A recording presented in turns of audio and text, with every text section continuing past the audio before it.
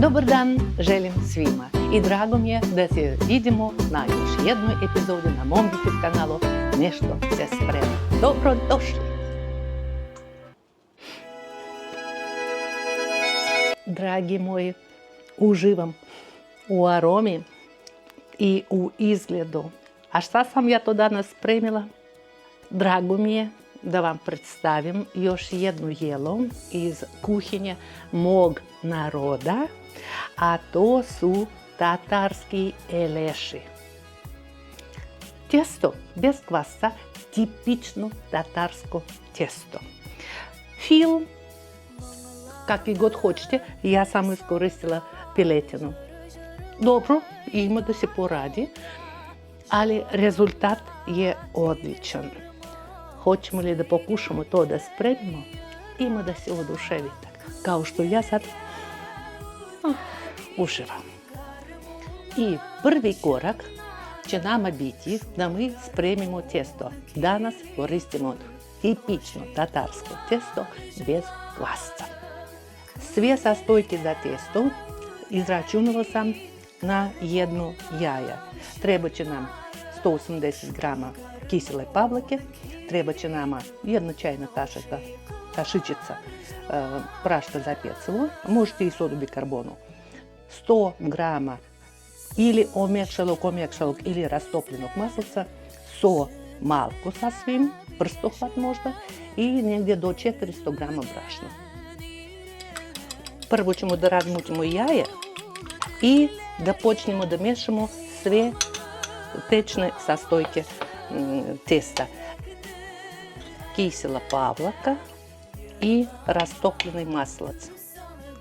Ja sam ga rastopila. I sad ćemo sve lijepo da promiješamo.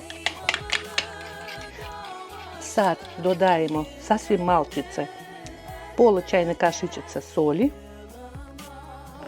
i dodajemo prašak za pecivo. I sad polako dodajemo brašno.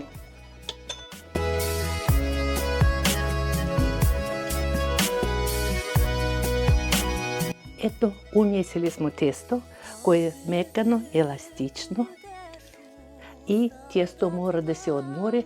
Sad ću da ga pokrijem sa celofan kesicom i da ostavim. A za to vrijeme ćemo da spremimo fil. Prvi sastojak koji ide nas u fil jeste piletina. Šta sam uzela?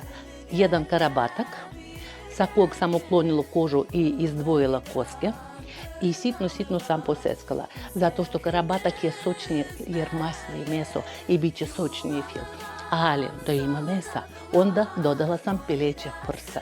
A kako sam posekla, to je jako interesantno. Meso morat ćemo da posečemo i to je jako bitno za ovo jelo. Na sitne kockice. Evo, uzimam pileće prsa i ovako na trakice. Ovako sitno. I najbolje to raditi sa nožem za filetiranje. Vidite kako sitne kockice. I tako sam posekla i karabatak i pileće prsa.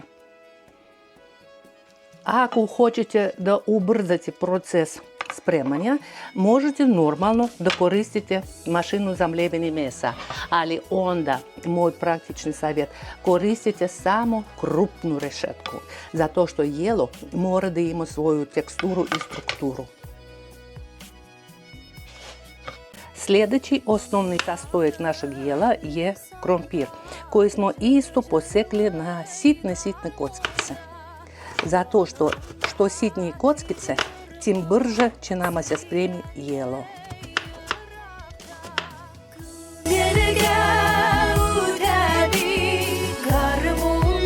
Još jedan važan sastojak, to je maslac. Isto sam ga posekla na sitne kockice. Solimo po ukusu. Isto tako po ukusu dodajemo biber mleveni. Ako koristite mašinu za mljevenje mesa, onda luk pustite zajedno sa mesom. Možete ga sitno poseckati, što sitnije to bolje. I ja ću da narendam na sitnu rendu, zato što tako prvo luk će da da sok, drugo ja kao osoba koja ima alergiju na crni luk, ja neću ni da osjetim luk. Narendali smo luk, ajmo narode brzo da promješamo, oj.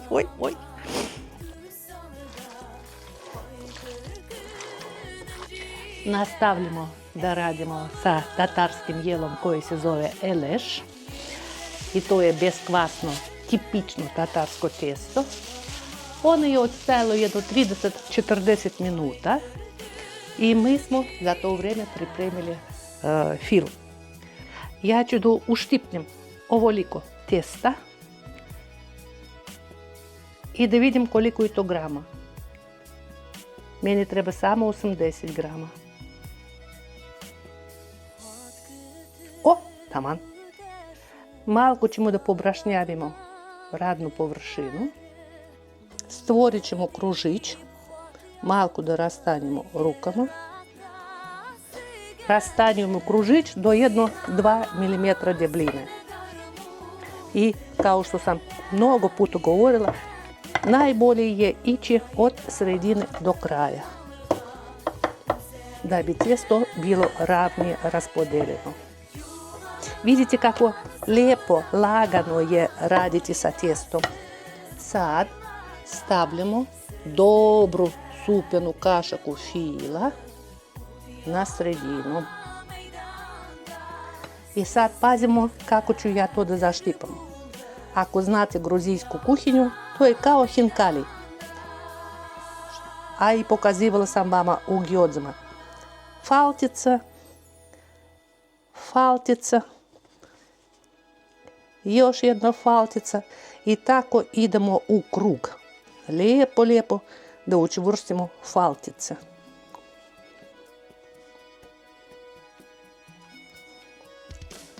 I u elešu obavezno mora da ostane takvi otvor. I malo ćemo da poravnimo.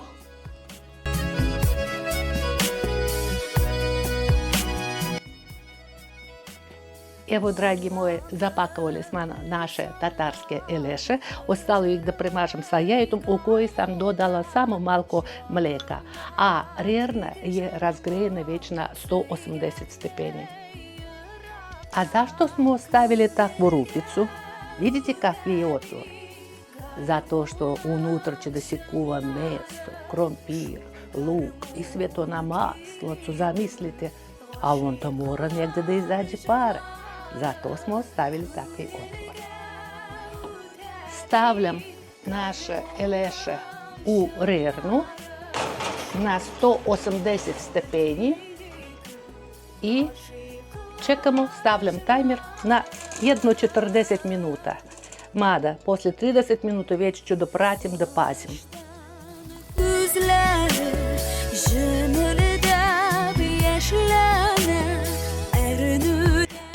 Tajmer je zvonio i vadimo naše tatarske eleše. Narode, aroma božanstvena, apsolutno božanstvena, a oni još se kuvaju.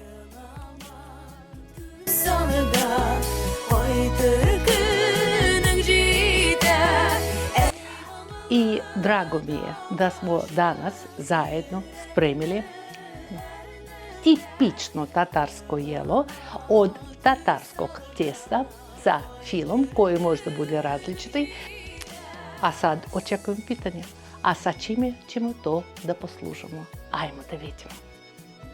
Kako kaže tatarska tradicija, eleši moraju da budu poslužene vruće i sa jakim intenzivnim bujonom. A kako sam ja spremala bujon od juneće kosti, vi ste vidjeli u jednoj od prethodnih epizoda. Baš hoću da probam.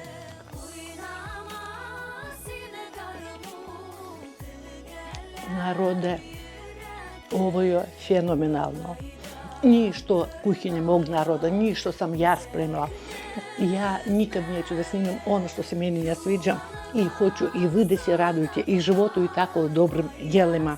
Тесто je hrskavo i drže unutra sav fil. Fil je sočan, sve se ispeklo. A moj proces degustacije se još nije završio, zato što jako je ukusno. A još je sa buljonom. Odlična kombinacija. Preporučujem. Spremajte kod sebe, pa mi javite u komentarima kako je vama ispalo. I šta su ljudi rekli na ovako posluženje.